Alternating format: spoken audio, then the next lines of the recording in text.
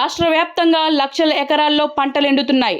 అంటే ముందు చూపు లేని ఈ సన్నాసి సోయిలేని కాంగ్రెస్ ప్రభుత్వమే కారణం. ఎండల వల్ల పంటలు ఎండిపోతున్నాయని ముఖ్యమంత్రి చేతకాని మాటలు చెబుతున్నాడు. దానికి ముమ్మాటికి కారణం రేవంత్ రెడ్డినే. రేవంత్ రెడ్డి చేతకానితనం, తెలివిలేనితనం, సాగునీటి నిర్వహణ, ప్రాజెక్టుల నిర్వహణ చేయలేని చేతకాని లేనితనం వలనే పంటలు ఎండిపోతున్నాయి. రైతుల పట్ల, రైతాంగం పట్ల ప్రభుత్వం తన బాధ్యత మర్చిపోయి మొద్దు నిద్రపోతుందని కాబట్టే పంటలు ఎండిపోతున్నాయి.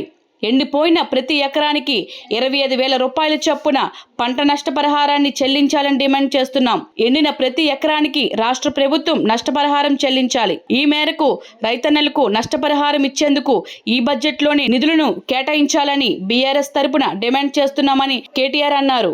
మేము డిమాండ్ చేస్తున్నది ఒకటే, లక్షల ఎకరాల్లో పంట ఎక్కడెక్కడైతే ఎండిందో ఇది తప్పించుకునేడానికి వీలు లేదు.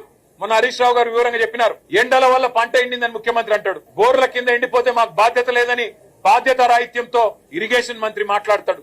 మేము రాష్ట్ర ప్రజల తరపున, రాష్ట్ర రైతుల తరపున ముఖ్యమంత్రిని, ప్రభుత్వాన్ని ఒకటే అడుగుతా ఉన్నాం. ఇవాళ పంటలు ఎండినాయంటే దానికి మీ చేతగాంతనం కారణం. గోదావరిల నీళ్లుండి, కృష్ణల నీళ్లుండి వాడుకోలేని తెలివి తక్కువతనం కారణం. చెరువులు నింపలేని తెలివి తక్కువతనం. పంప్ హౌజులు టైం కు స్టార్ట్ చేయలేని తెలివి తక్కువతనం. బరాజ్ ఏమన్నా చిన్న ప్రాబ్లం ఉంటే రిపేర్ చేసి నీళ్లు తీసుకోవాలనే సోయిలెంట్తనంతోనే ఈ ప్రభుత్వానికి బాధ్యత మరిచింది.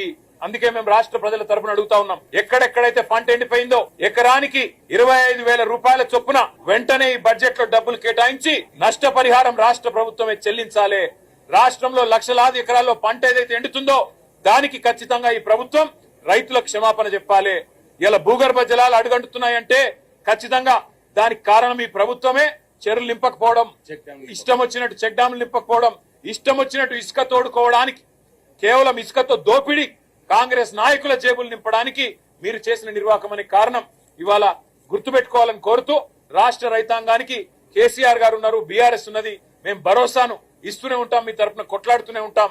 ఎక్కడెక్కడైతే పంటలు ఎండుతున్నాయో ఆయా ప్రాంతాల్లో పర్యటించి రైతుల్లో మనోధైర్యాన్ని నింపడానికి మేము ప్రయత్నం చేస్తూనే ఉంటామని చెప్పి కూడా తెలియజేస్తూ, రాష్ట్ర ప్రభుత్వం వెంటనే ఎకరానికి 25,000 రూపాయలు నష్టపరిహారం ప్రకటించాలి, ప్రాయశ్చిత్తం చేసుకోవాలి, క్షమాపణ చెప్పాలని చెప్పి కూడా రాష్ట్ర రైతాంగానికి మేము డిమాండ్ చేస్తాం. Hi, this is Swathi.